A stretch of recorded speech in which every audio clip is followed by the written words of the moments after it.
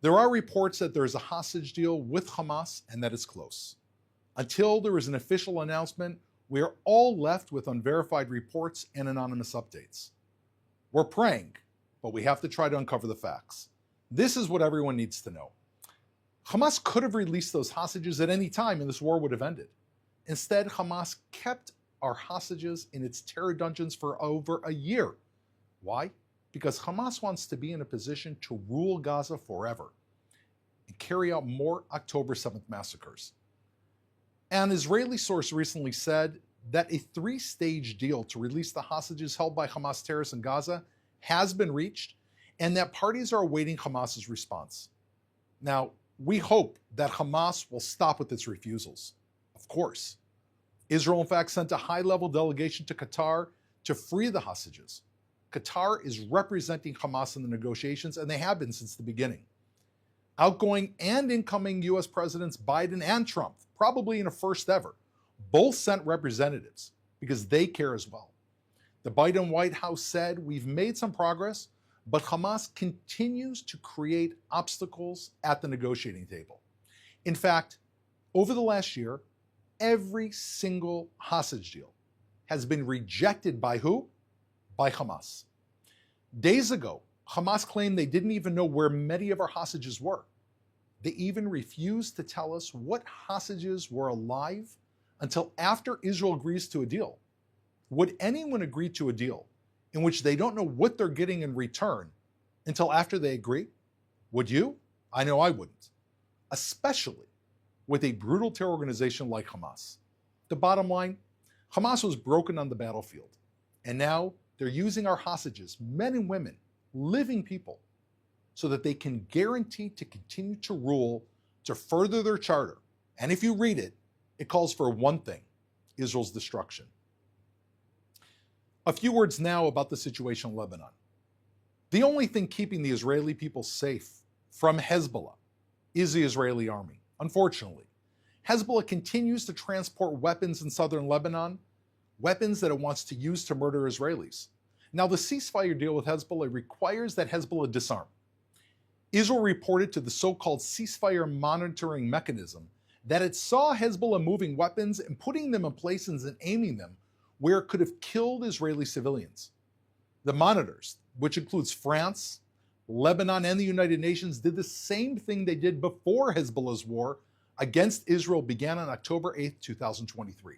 Can you guess? It's one word: nothing. So, Israel took action. Last night, Israeli fighter jets struck a Hezbollah rocket launcher, a military site, and arms smuggling routes on Syria's border. The United Nations isn't stopping Hezbollah. Lebanon's army is not stopping Hezbollah. France is not living up to its obligations to stop Hezbollah. The only thing stopping Hezbollah is Israel. And that's why Israeli troops have not completely left southern Lebanon, in order to stop Hezbollah from firing rockets and missiles like the one that killed Tamar Edrei, a 75-year-old woman, a mother, a grandmother, who just today, after battling for over a month, succumbed to her wounds. Our condolences go out to her families.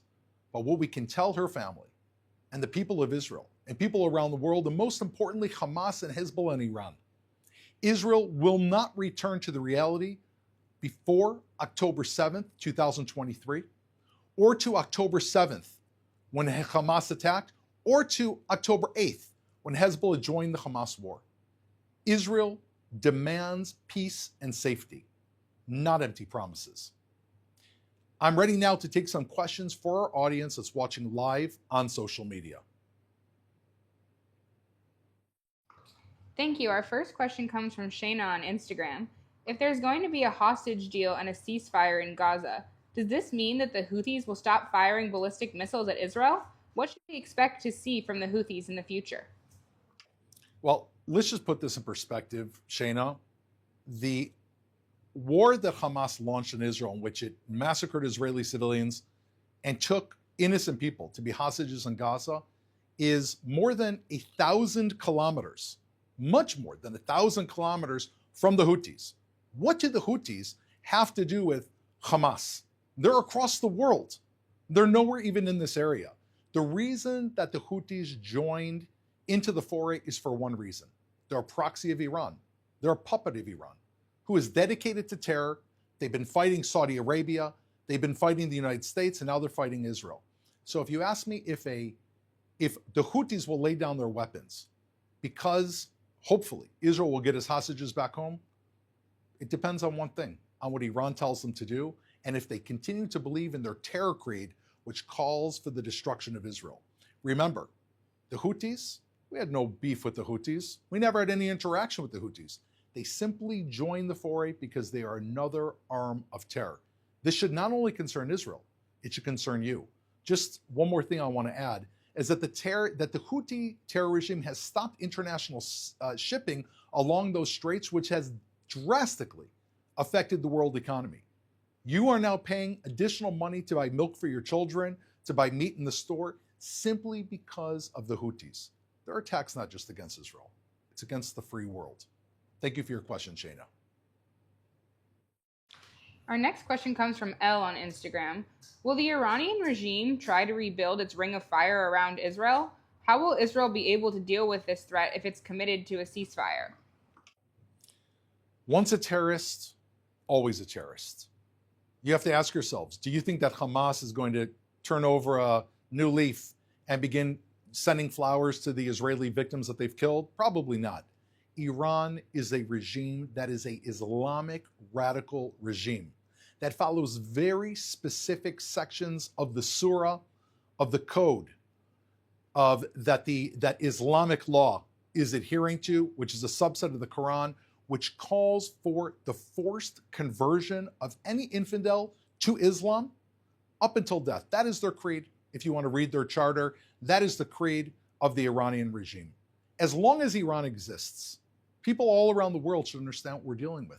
We are dealing with a regime that will stop at nothing until the entire world bends over and accepts the creed of radical Islam that they are pushing. So you ask me, do I think that Iran is going to stop what they're doing? Absolutely not. How will Israel respond if there's a ceasefire? Well, Israel has said from the very, very beginning, we will always do what is necessary to defend our people. And I think we've shown that. Since October 7th, Israel's been fighting a war on 7 fronts, and we have decimated Iran's proxies, which they spent 2 decades and hundreds of billions of dollars building.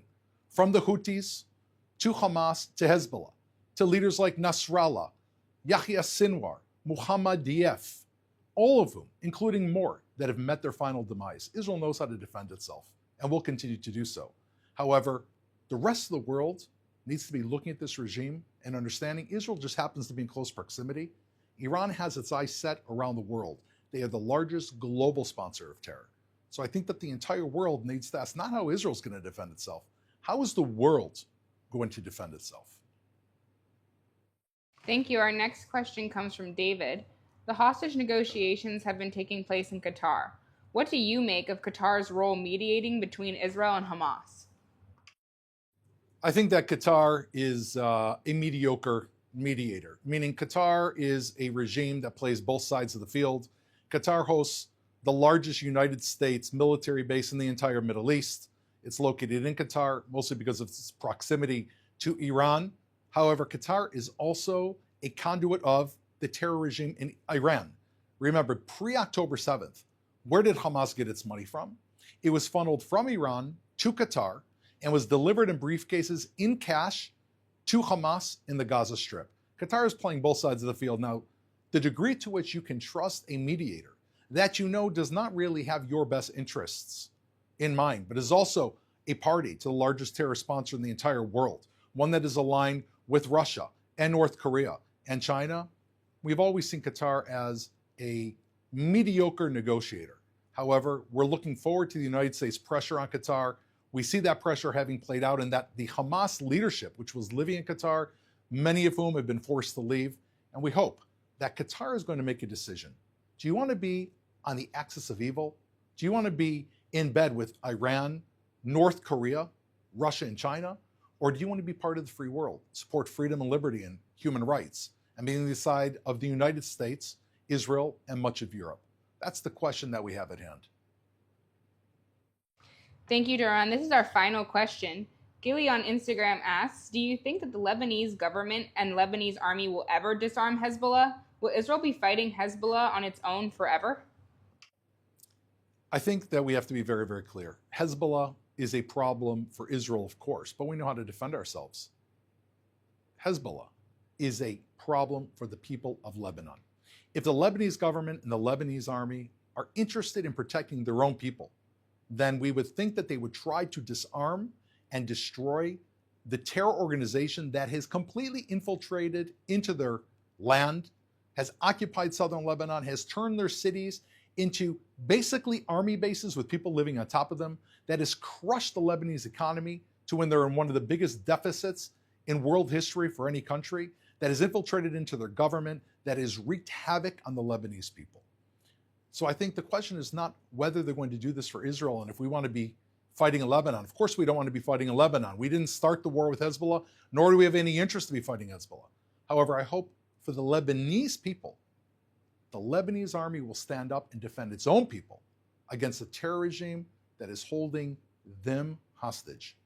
Thank you for your questions. My name again is Doron Spielman. Every day, the Israeli Citizen Spokespersons Office has a daily briefing at 3 p.m. Eastern Standard, Israel time, 8 a.m. Eastern Standard Time. Stay tuned. You can carry us and watch us on all of your various podcasts, on YouTube, on everywhere else that you're following. We're here for you, bringing you the best news in real time. Thank you.